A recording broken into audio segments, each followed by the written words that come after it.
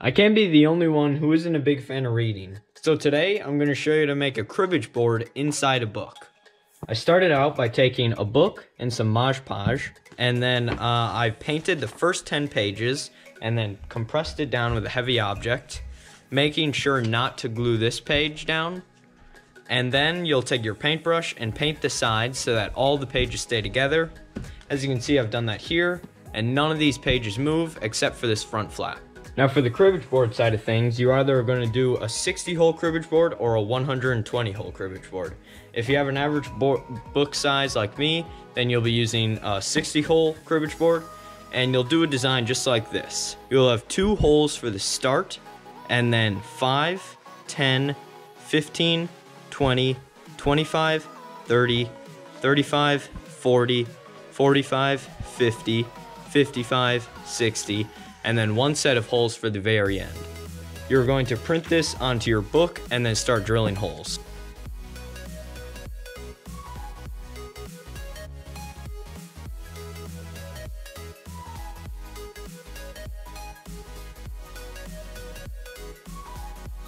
Now that the cribbage board holes are all drilled, you're going to either buy some pegs or you'll make them. For making, you'll take some nails and then dunk them in paint and then let them dry, and you'll do 2 for every column. So if you have 3 columns like me, you'll do 6 nails, 2 of each color. Now that we have all the pegs created, you're going to take your cribbage board and notch out a 1/4 inch by 1.5 inch spot, and this is the perfect size for fitting all of your pegs inside of here.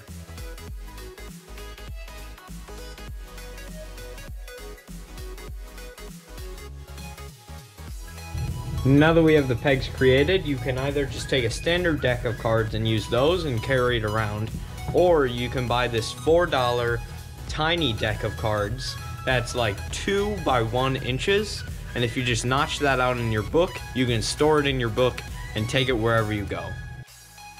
If you enjoyed this video and you want to see more content just like this, like and subscribe.